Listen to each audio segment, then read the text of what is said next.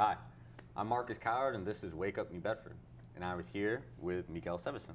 Miguel, thanks for being here. Hey, thank you for having me, my man. So, for those who know you, but for those who don't especially, tell the people a little bit about yourself, and we can start with where you're from. I'm from Sonnet, Massachusetts, so like 20 minutes away. And then I moved just recently, probably about a year and a half now, to New Bedford. So I live right off on Ashley Boulevard. So. What made you want to move? My roommate, he trains with me all the time, and he's a really good close friend of mine. And he was like, "Hey, do you want to like get a place together?" You know, he trains all the time with me, and we're very close. So I was like, "Oh, you know, we have the same goals." So I just got into the place with him. Yeah. Sure. Have you been living on your own for a while, or have you been living with family? I've been living with family recently, then I just moved out. So. Yeah. And so, do you have any siblings? So I'm adopted. Oh, really? Yeah. Okay, cool. And I have 4 brothers, 3 sisters. They're not all my biological siblings, but the ones that I live with, I have an older brother and a younger sister. So. Okay. And so, has your older brother been like a big influence on your life? As far as for like what you wanted to do, or maybe for sports? I look up to him, but for sports-wise, you really did your own thing? Yeah. Yeah. So what sports did you do when you were younger? The basics, baseball, soccer. I tried football, wasn't the best at it, believe it or not. Sure. And basketball, so yeah, nothing crazy. What was your favorite? I was the best at baseball, but my favorite was basketball. Okay. What were you doing in baseball? I played third base. Okay, cool. Yeah. All right. So as long as you're not outfielder, you know, you're important. Yeah, exactly. That's what I did. But I know where I stood on the field for sure. But and then in basketball, I'm assuming maybe like shooting guard. No, actually, what were you? I was like power forward in high school. Really? Yeah. Okay. We had a small school. So. Yeah. Okay. I don't know if you get this a lot or if it was just me. But you were definitely taller, like in person, than what I expected. Really? Yeah. I mean, I've seen like some videos, I guess, but so when did you first fall in love or get interested in MMA or combat sports? So one of my best friends, like childhood best friends, him and his brother used to do it, and his brother was like really good. Like people say that he could have been in the UFC and like made a huge statement in the UFC. Okay. And that was like their thing. Everyone knew him growing up, the older brother, and like my friend was just like that was his role model in life, was his older brother. And then finally one day they were coming home from training and they got into a car accident. Oh. Yeah, and the older brother died. My friend, lived, and my friend got like super depressed. Stopped training. He just told me it just didn't feel the same. About 8 months, a year later, I was like, hey, like I know it's not the same, but like I'll try MMA with you. Okay. And then I went. I got choked out by like everyone in the room. But I was hooked. You know, I loved it. Like the rush, the people, everyone's super cool. And it's good energy in there. And so you didn't try out wrestling or karate or jiu-jitsu before that? You kind of just like went, straight in, full force. Yeah. Okay. Yeah. Now, are you glad that was? I know there's a backstory behind it, but I guess like technical-wise, do you wish you had done one of those beforehand, or are you glad you just did it how you did it? Now, I wish I, did something. I didn't think I'd love it as much as I would. I thought I would just, helping my friend out. Sure. But, just the people in there and everything kind of changes your way of looking at it. It's really fun, Yeah, it's really fun. It is really fun, yeah. Does it ever get old getting hit? Like, does it still hurt? Or is that something you just get used to? Definitely doesn't tickle. No, I guess okay. But is it? Does the pain ever surprise you, or is it something you're just expecting and you're used to at this point? I guess. You build up a tolerance to it, definitely. Sure. Like in the cage, the adrenaline's going, so like it's just one-on-one. you're in front of like 3,000 people, you don't feel a thing until like something's broken. Sure. But like outside, just chilling with your friends and you're sparring, you feel everything. It's like, oh, geez, Yeah, it hurts. yeah. You know? Go a little bit easier. Yeah. Chill out. So when you were younger, I don't want to say like were you an adrenaline junkie, but I mean, were you like seeking for something more, or was it really just kind of random and you were just helping your friend, or did it like kind of fulfill something in you that you were kind of looking for? I think I was just really just helping out my friend, to be honest with you. I was never really an adrenaline junkie growing up. Yeah. I mean, I liked roller coasters and Sure. stuff like that, but like I never was like looking to fight people in school. Like, Yeah. you know, Or- I never got any of that stuff. Okay, really? Yeah. Would you say you were just like, so did you never get in a fight before this? I mean, yeah, everyone's been in a fight, but You weren't looking for one. no, I wasn't looking for Yeah, it. yeah. Okay. But no, I just when I started, it was a blast. Yeah. Okay. What did you like? So growing up, what did you see yourself doing when you were older? I always thought about like, I don't know, like that's a tough one, but moving. To be honest with you, I never wanted to be in New Bedford or Massachusetts. It's too cold for my liking, so I want to move, maybe like start a life somewhere else. But you know, here I am, so still. Did you not even have a place in mind, or was it just somewhere warmer? Just somewhere warmer. That's really about it. But I never had I don't know what my dream job would have been. You know what I mean? I guess every kid's dream is like whatever sport they were playing, right? Baseball, NBA. I guess that would be more where I would lead. And so, did you see yourself going to college? Like, were you interested in school, or not so much? I was never the best with academics. You know? Sure. You know, I have ADHD, so it was really hard for me to focus. I'd always be like chatting up with my friends in class, and you know, the teachers didn't like that. You know? I wonder why. Yeah, it's weird. So then, when that happened with your friend, how old were you? I was like 20, 21. Okay. Yeah, it was like 7 or 8 years ago now. So after high school, then you just started working? Yep, I went to Old Colony, Okay, sure. vocational school. Yep. I took carpentry. Okay. I did this thing called co-op, where it's like 2 weeks, you know, in school, 2 weeks in like the field. So I went to Acushnet. They hired me as their maintenance, but we didn't do maintenance. We did mostly carpentry. And then like after high school, they loved us so much that me and the other kid that I was with, and they were like, oh, would you want to work here full time? And then that's how I just started right after high school.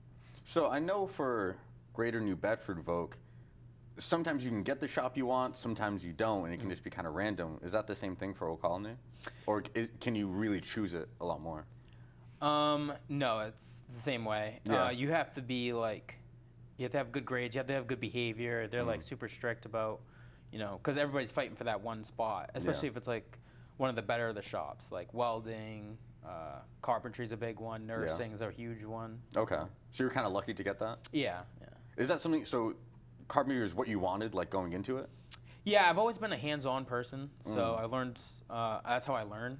Like, you know, like you could say something to me, I'll probably forget in 10 minutes.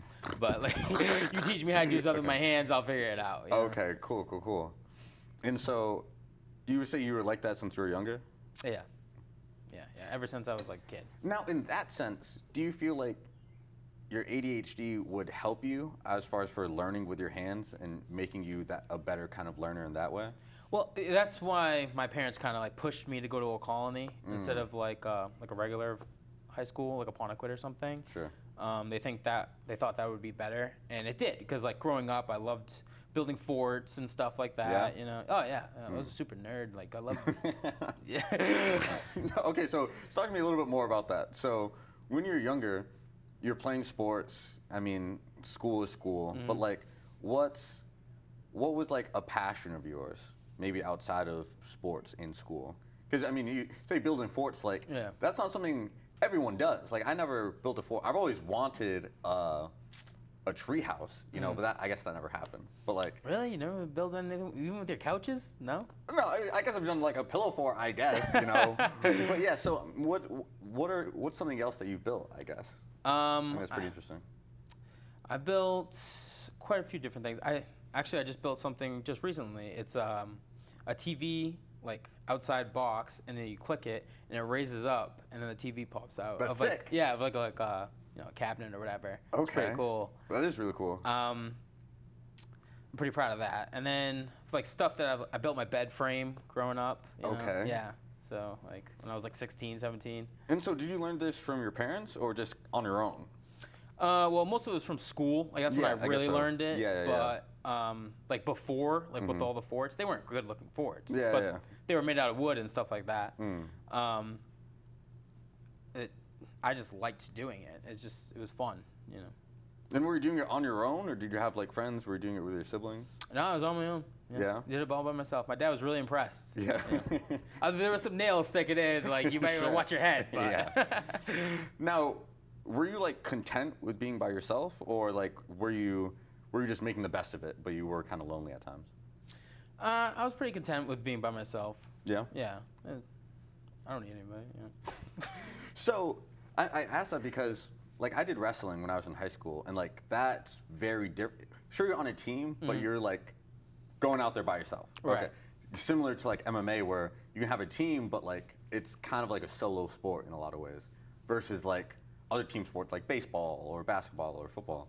So one, did that take an adjustment to kind of do that on your own, or did that come kind of naturally to you to just like be in a sport where there's so much pressure on you personally? I think I handled it well. Yeah. I don't like to like rely on other people. You know what I mean? I'm a solo person, and I know that at the end of the day, like if I lost, like it's on me. Yeah. You know what I mean? Yeah. Like it's nobody else in the room to blame. It's just me. So whatever that area is that I lost in, I would work on it, like wrestling, striking, you know, moving my head, whatever it is. You know, I would make sure that the next time that's not happening twice. And so, do you miss team sports at all? Or like now this is just kind of your calling? No, I'm too good now. I'm 4-0. I don't trust nobody. Even if I play basketball with my friends, it's just me. I'm Kobe out there. You know what I mean? I don't need them. So, no, they don't like that. But no, I'm just kidding. Did you get injured when you were younger? Not really. No. Every kid has a break, I would assume. But mine was like I fractured my wrist. Sure. Playing like those like 5th grade Olympics, whatever. They would like hurdle. You'd hurdle. You do like what kind of like for field day? Yeah, kinda field like, day. Yeah. It was jumped over the hurdle backwards and I don't know. I was just trying to impress people. Yeah. Sounds about right. 5th grade, man. Mm-hmm. Yeah. What a time. Yeah. I'll never do it again. But yeah, that's how I fractured my wrist, and it was kind of embarrassing because like all the teachers were like coming out and they're like, oh, like get in the wheelchair. And I was like, I can walk. Like there's like everyone's there. I was just like, the emotions are still so real. Yeah. Okay. Like don't embarrass me. Yeah. But yeah, it's funny. But I know that you are recovering from an injury, right? Is that pretty much healed at this point? It's getting close. Yeah. So I broke the 2 big fingers in my hand. They put metal screws in there. I look like the Wolverine. It's pretty cool. But like, as recovery is slow, Like I want to make sure I'm doing things right. For my career's sake, because like if I just go in there like next month and just take a fight and it's not fully healed, I can't lift this guy up, or I just re-break it, and there'll be bigger issues down the road. So Sure. it's kind of like you got to make sure it's fully healed, and it sucks sitting, waiting. I can't train. I just go to the training sessions to be a good teammate to my friends. But realistically, I really can't wrestle. I can't grapple. It's kind of I'm just sitting there learning. But we all know that I don't learn from just watching. So. Yeah. And you injured it or broke it like punching someone, right? Yeah. First round, probably like the first time I hit him. I really don't know when in the fight it broke. I just know that like after the second punch, I was just like, something's not right. You know what I mean? Like I could feel it clicking and it was loose. But then later in the first round, I kept dropping them, and I'm like, the ref's not calling it. My hand's killing me. I switched to an elbow because I was in so much pain. And then finally at the last drop of the first round, I was like, okay, ow. Like he called it and I was just like, oh, now I can take care of this problem, you know? And then after the fight, we go into the back room. There's doctors and, you know, the EMTs are there. And they obviously know something's wrong. They taken off the glove, and the doctor actually can't take off the glove. It has to be your coach or somebody else. Oh, okay, sure. Okay. So one of my coaches, he's like a big jacked guy. You know, he's not the most gentle with his hands. So he's trying to rip off the glove, and I'm like, please, please, yeah. you know, stop. Yeah. And then finally he took it off, and all the coaches around me were like, ooh. It was like the size of a baseball. Really? It was huge, yeah. It was huge. They knew right away. But you still won. Yeah, I still won. It was cool. Savage. But 2 weeks later, you're just like, damn it. Like, you can't train, so. So, even with gloves on, it still hurts to punch someone? Yeah. I mean, to that extent. Like, where you break something, yeah. But if I had a glove right now, they use wraps and stuff like that, so it doesn't hurt too much. But if you do it, like, the wrong way, yeah, and again, you build up a tolerance to it over time, so, yeah. And so, are you still having as much fun as when you started, or even more, I guess?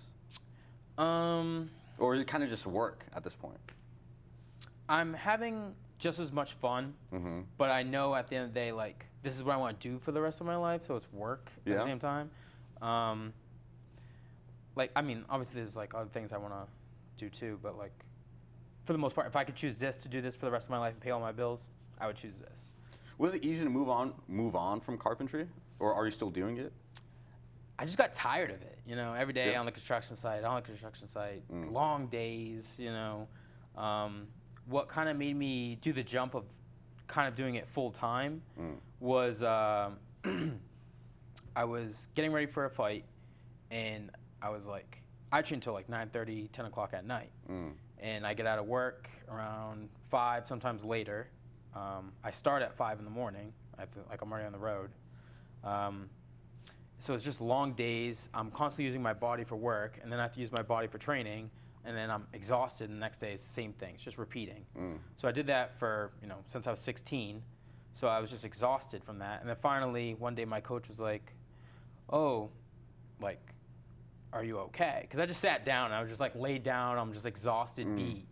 And he's like, are you okay? And I was like, oh, I'm just beat. I don't think I like want to like do this anymore. And I was kind of like ready for a way out. And he was just like, oh, like, have you ever thought about like starting your own little thing or like working for somebody part-time and then just to pay like my bills?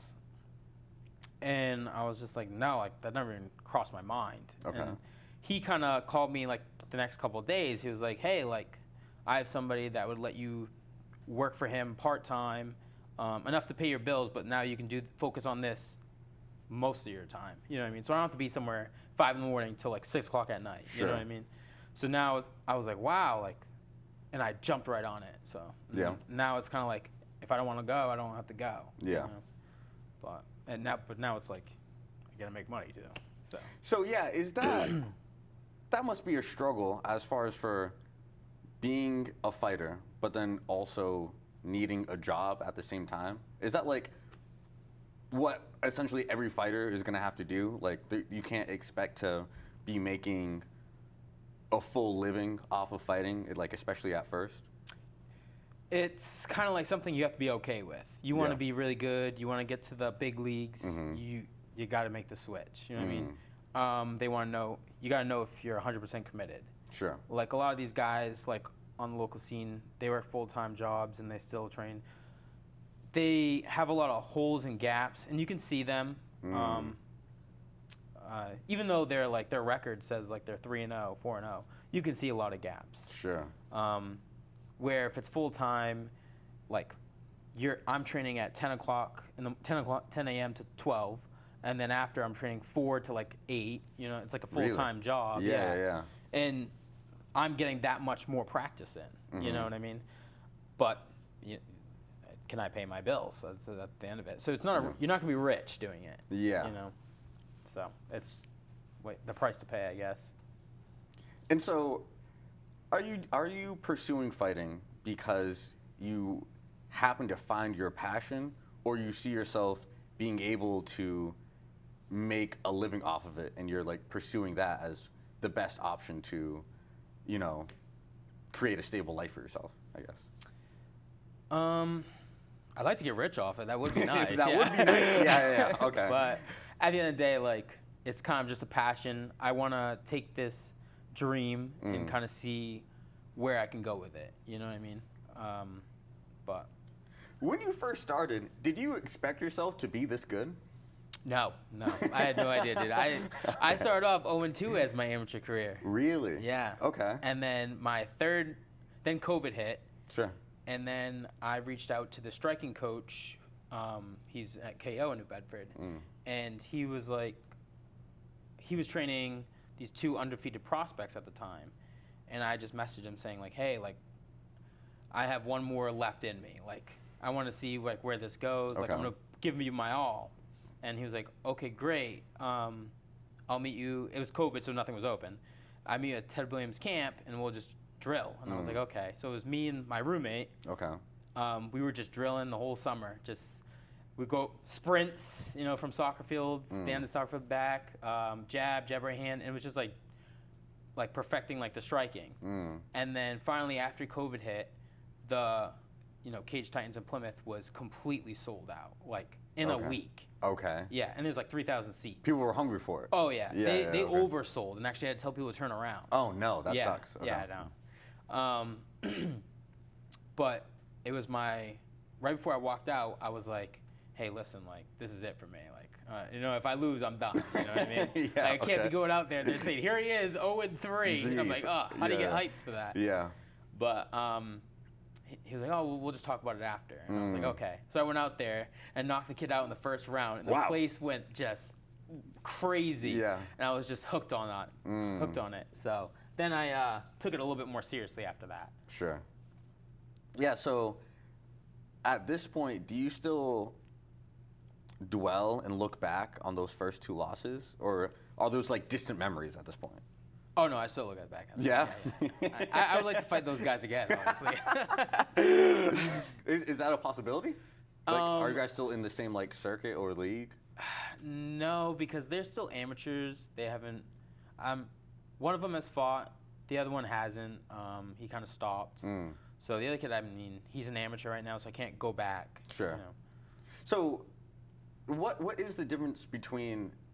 So, for someone who doesn't know much about fighting, people think about like the UFC or like ONE, I guess, but you're not in that league yet. You mentioned Cage Titans. So like, where does that compare between like amateur or UFC and this Cage Titans? So how it works is like UFC in, I would say one championship too. They're like the MLB. Sure. They're the best people in the world. Yeah. That's where they're fighting. Yeah. And underneath that would go probably PFL and Bellator at the time, but Bellator is gone. Okay. And that would be like the major leagues. I'm sorry. The minor leagues. The minor leagues. Yeah, okay. And then after that, on the local scene, it would be like Cage Titans, like Combat FC, NEF, like all these like local big promotions that will get you to those bigger promotions. Okay. And if you're like the top dog in the local scene, the bigger promotions like UFC, PFL, all of them will look at you. Okay. Because they want new blood constantly coming in there because they don't know who's the next star. So it sounds like there's even more levels of competition than like in your average sport.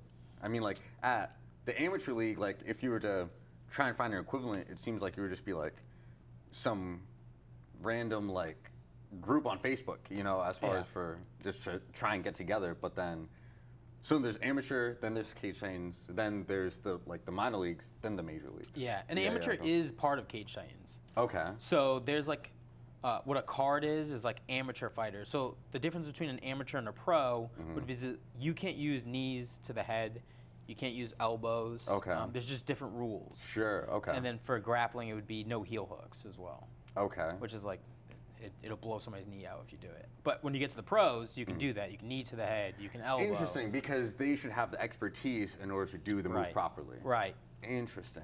Right. Okay. Because now, like they'll know how to like defend getting your knee blown away. And that, yeah, that too. How to do it and how to defend it properly. Right. Okay. And so, did it surprise you how quickly you were able to progress to like a more professional level, or like with your work ethic, you're like, I'll get there, you know, once I put my mind to it? Yeah, I'm super competitive, so yeah. So I knew that like I had the work ethic to do it. It was just finding like the right coaches, really. Yeah. So are you not with the team you started out with? Like, have you had to move on to find the right fit? I'm with the same team, like the guys that I started with, but now I cross train, which is like I'll go to different gyms for things that I need. Interesting. Yeah. So I'll go to this gym in the Cape called Forge Jiu-Jitsu, and I've learned like really high level grappling from there. Everyone there is just super talented. Okay. And striking, I get it from the KO gym in New Bedford. Okay. And then I get my MMA grappling from Lozon's MMA and Dan Savory's in Somerset. And then my strength and conditioning I get from this place in New Bedford called Bristol County Barbell Club. Okay, yeah, I haven't seen more Chad about them. Faria, yeah. Okay. So, and then for my nutrition, because I just added nutrition, I have this guy who's called the Fighting Therapist on Instagram with Ross Turbo Levine, and he was like, have you heard of Karate Combat? No. Oh, okay. So it's like this pit, and it's like only striking, and it's like high-level strikers that are karate fighters, and he was like the champ of that. It's really cool. Okay. Yeah. Okay. So I would be interested in doing something like that someday. Okay. Interesting. So that really wraps up part one. Yeah. We have a lot more to talk about with part two, as far as for what's your favorite part of fighting and what's the fighting scene like in Massachusetts versus maybe what you've heard in other areas, and what your plans are for the future. So we'll talk about that in part two. Thank you everyone for watching part one. This has been Miguel Sevasin, and catch us in part two where we continue this conversation. Thanks so much. Peace.